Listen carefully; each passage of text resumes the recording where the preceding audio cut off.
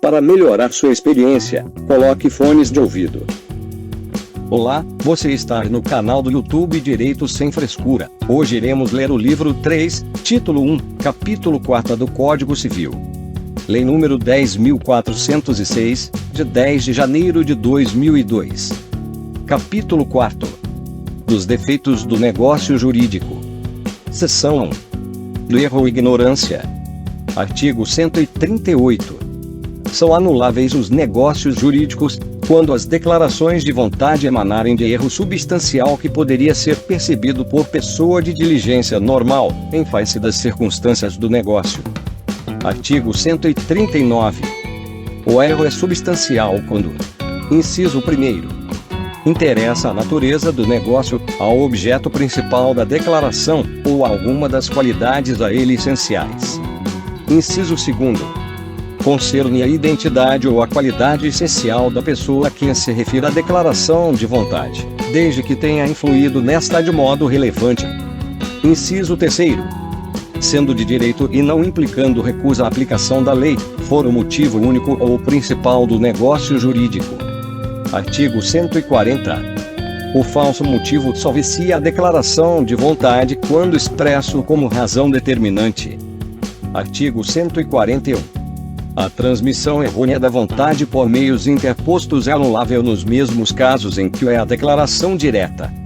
Artigo 142. O erro de indicação da pessoa ou da coisa, a que se referir a declaração de vontade, não viciará o negócio quando, por seu contexto e pelas circunstâncias, se puder identificar a coisa ou pessoa cogitada. Artigo 143.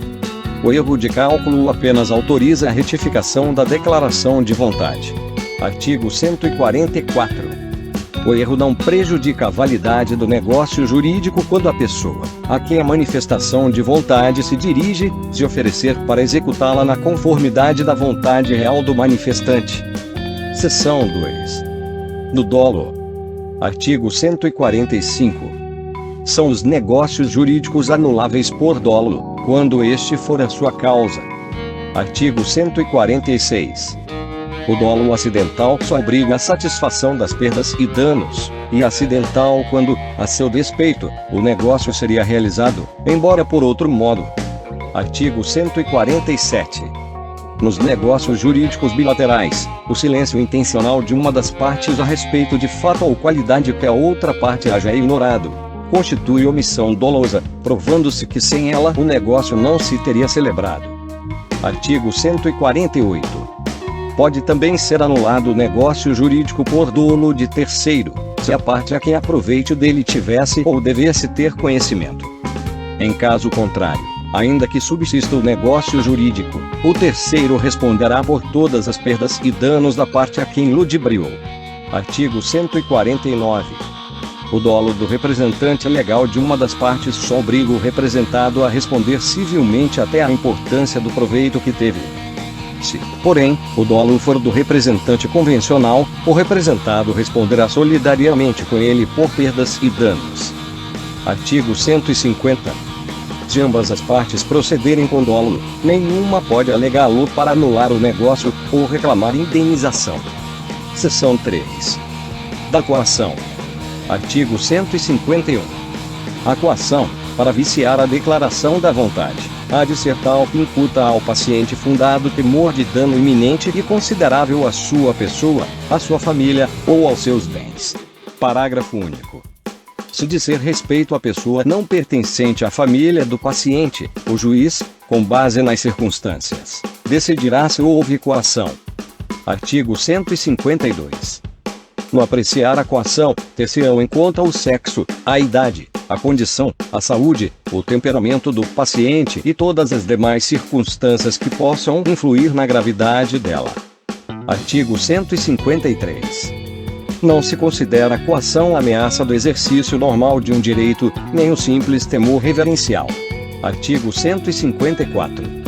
Vicia o negócio jurídico a coação exercida por terceiro, se dela tivesse ou devesse ter conhecimento a parte a que aproveite, esta responderá solidariamente com aquele por perdas e danos.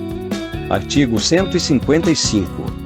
subsistirá o negócio jurídico, se a coação decorrer de terceiro, sem que a parte a que aproveite dela tivesse ou devesse ter conhecimento. Mas o autor da coação responderá por todas as perdas e danos que houver causado ao coacto. Seção 4. Do estado de perigo. Artigo 156.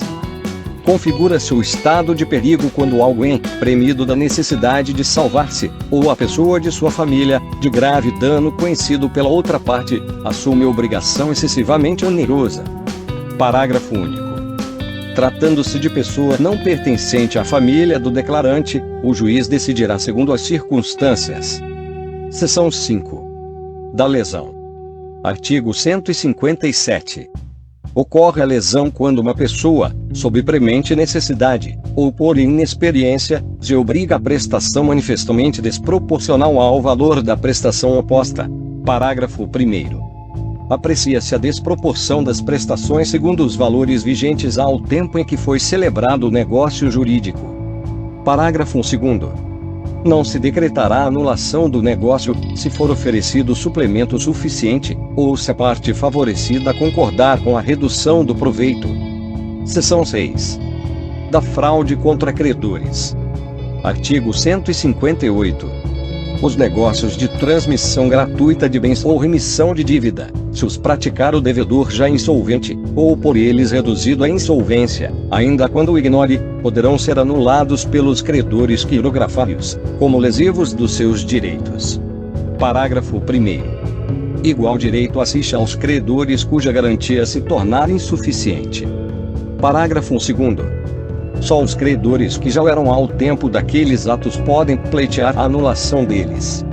Artigo 159. Serão igualmente anuláveis os contratos onerosos do devedor insolvente, quando a insolvência for notória, ou houver motivo para ser conhecida do outro contratante. Artigo 160. Se o adquirente dos bens do devedor insolvente ainda não tiver pago o preço e este for, aproximadamente, o corrente, desobrigar-se-á depositando em juízo, com a citação de todos os interessados. Parágrafo único. Se inferior, o adquirente, para conservar os bens, poderá depositar o preço que lhes corresponda ao valor real. Artigo 161. Ação, nos casos dos artigos 158 e 159, poderá ser intentada contra o devedor insolvente, a pessoa que com ele celebrou a estipulação considerada fraudulenta, ou terceiros adquirentes que hajam procedido de má-fé. Artigo 162. O credor quirografário, que receber do devedor insolvente o pagamento da dívida ainda não vencida, ficará obrigado a repor, em proveito do acervo sobre que se tenha de efetuar o concurso de credores, aquilo que recebeu. Artigo 163. Presume-se fraudatórias dos direitos dos outros credores as garantias de dívidas que o devedor insolvente tiver dado a algum credor. Artigo 164. Presume-se, porém, de boa fé que valem os negócios ordinários indispensáveis à manutenção de estabelecimento mercantil, rural, ou industrial, ou à subsistência do devedor e de sua família. Artigo 165. Anulados os negócios fraudulentos, a vantagem resultante reverterá em proveito do acervo sobre que se tenha de efetuar o concurso de credores. Parágrafo único. Se esses negócios tinham por único objeto atribuir direitos preferenciais, mediante hipoteca, penhor ou anticrese, sua invalidade importará somente na anulação da preferência ajustada. Se você gostou, considere se inscrever no canal, marcar o sininho e deixar um gostei. Isso ajuda muito na divulgação e crescimento do canal, para que possamos levar a você mais conhecimento jurídico. Até o próximo vídeo. Abraços fraternos.